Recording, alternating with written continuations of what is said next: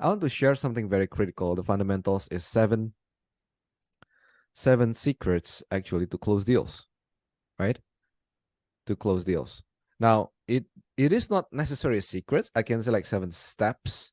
We can say what is the seven structure, like to have a good sales closing call, right? And a lot of people missing this because not so many people understand.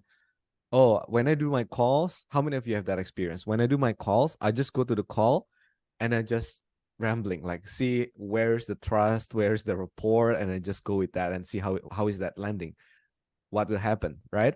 A lot of people have that in mind. Like I'm just freestyling towards the call. And what happened if we do that? What happened if you do that?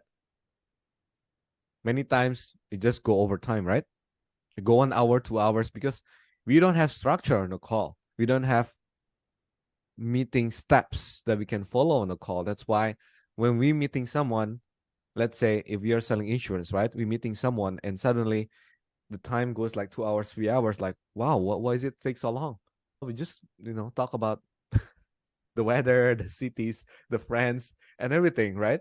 So we didn't have the closing structure, and at the end of the day, it's just getting too much time to move the close, right? And that is the big difference between good closer versus the great closer, right? Good closer they can close, but the great closer they can close with lesser time. So time is essential as a factor to a close, right? And a lot of people cannot focus on the meeting, right? I use initial Mr. D, like he always jumping around and he's super talkative and he always good in building rapport, but his meeting is always more than 1 hour. Never less than 1 hour meeting, right? He can close still, he can make good money, right? But he always do his style, which is like go over time and just delivering so much value until the person says like, all right, I give up, or let's do it. Right? And that's totally fine. If for some people that have that style, that's good, right? But if you want to have talk less, ask great question,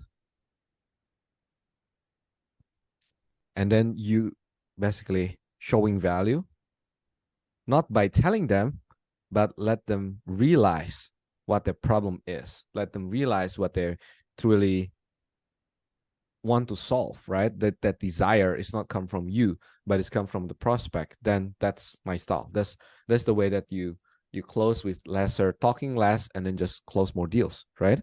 So what are the first?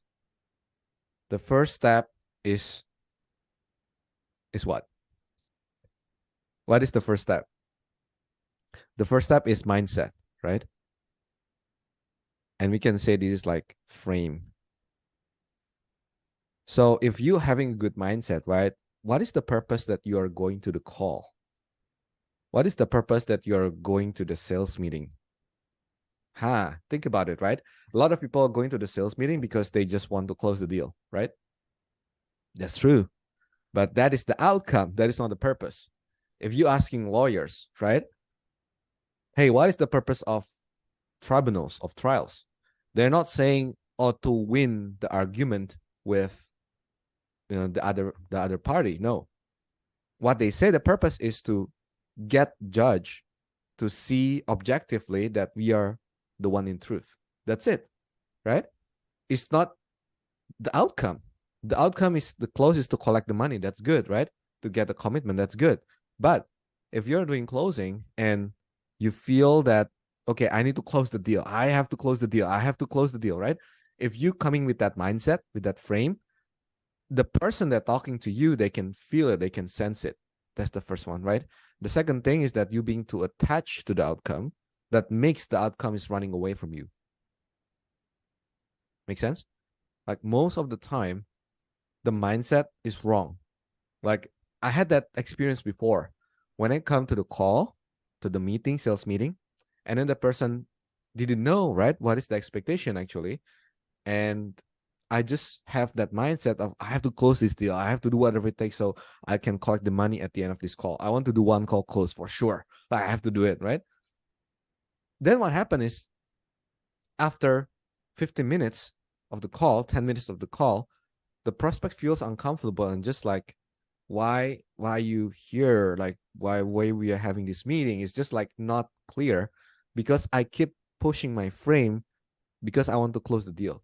And all my question is not empathy. I'm not giving the best to close the deal, but I should have the purpose.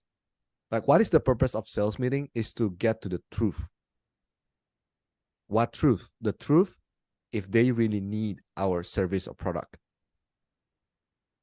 Because just to be direct with you, not everyone on planet Earth is your client, right? Some of them are good fit, right? They need it. It's good. And some of them who are not, rather to disqualify them, right? So the purpose is get to the truth. How? By getting them emotionally. Okay, this is very dangerous. Okay, so getting them emotionally, a lot of people are saying like, oh, that is like manipulative, right? Oh, just like taking something's manipulative. Like, think about it. If you do something manipulative, right? Manipulative itself is just a word. It doesn't have emotion attached to, like negative or positive about manipulative. Manipulative is just a word. If you see professionals like psychiatrist, right? Or counselor, or a judge, right? Or even like people that working in psychotherapy, they are manipulating people. But do you feel bad about it? No. Why? Because it's for the good sake, right? Because the purpose is to get them emotional, and the outcome is to let them understand what actually they have to do with their life. So it's helping people. But somehow, if it boils down again to the sales environment, and people will say like, oh, salespeople is manipulative, is bad, right? Why? It's because the outcome is wrong. The purpose is wrong. The purpose of the sales meeting, most people, they just want to close the deal. They just want money, right? And that's where the assumption of salespeople is bad. Like 90% of people that have been having that impression of salespeople are just sleazy, like they're pushy, right? Because they have the wrong definition, and it's the truth. The truth is people want money, right? And that's come with the expectation wrongly to the meeting. I just want the money. That's where there's no empathy, there's no care, there's no bonding, there's no like rapport building, right? Because it's too attached to the money. Make sense? So the purpose is to really get down to the truth and make them emotionally, so we know what is the truth about. If we know the truth is, and then we can decide whether we can help this person with our product and service, or maybe we cannot. And it's totally fine. If we cannot help them, then it's totally fine. Maybe it's not the right time for them to move forward at this time, right? Because some people, they don't even know they have problem, right? Problem awareness. If you're asking good question to know the truth, and they're denying that they have the problem, nothing I can do, right? You can ask good question to reveal their true problem. You can have all the best skill in the world to let them see that they have the problem, but it's their choice to decide if they want to solve that problem or not. Have you ever going to the doctor? Not you, but probably you've seen other people like in the movies or somewhere, that someone that's going to the doctor, and the doctor tell that, hey, we have checked very clear, very detailed. Unfortunately, you have this like stage 4 cancer or something, right? That is very dangerous. And the person say like, no, I don't have that, right? The person still can be denial. The person still can not accepting the fact that what he has. And it's totally fine. Like that is just life, like that is just how the person decide of what they want to believe. Because we all have filter in our mind, right? And this is our job with getting them to the truth, asking good question. So emotionally, they'll get to what is the bottom line and erase that filter, right? But it's their choice to decide what they want to believe. It's their choice to want or not wanting to solve the problem, right? So that's number one.